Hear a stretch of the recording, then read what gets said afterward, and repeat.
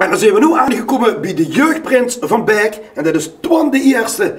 Twan, stel je eens even voor. Ik ben Twan, ik zit op OBS te krijgen in Genoud nu, in groep 8. Ja, en ik ben jeugdprins van de Beker Potentate.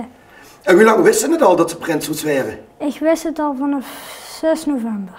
Nou wisten het al 2,5 maand. Wordt moeilijk om tegen nemens te zeggen.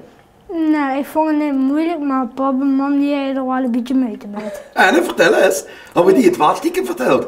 Nou, pap binnen, want hij op Facebook was met zijn profielfoto een beetje aan het kloten en toen hij oorspronkelijk mij met prinsenpakje 2 dagen of zo voor de uitroeping erop staan als profielfoto. En toen? Dus dat was niet zo handig. Nee, maar toen wist iedereen al dat ze toen prinsers waren. Ja, gelukkig hebben maar 2 lui het gezien en niet het ganse Beek. Dus. Nou, dan hebben ze gelijk gehad. En die hobby's, heb je ook hobby's? Ja, ik heb hobby's. Ik vind game heel leuk, ik vind voetbal heel leuk en zo nog meer dingen. Er staat er ook een jong nevendig bij mijn stad. Stel dat mogen eens even voor. Dat is mijn hoofd naar Tijn. En ja, daar moet ik me een beetje helpen. En wat moet er zo doen?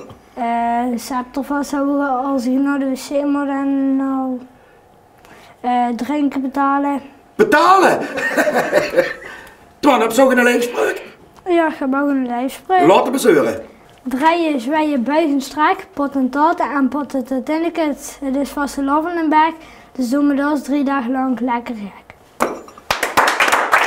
Nou, dan werd ze eerlijk dat ze een hele schone vastelavond. En hier zeggen ze alle wielen. En ik zou zeggen, maak er wat van, hè jong. Ja.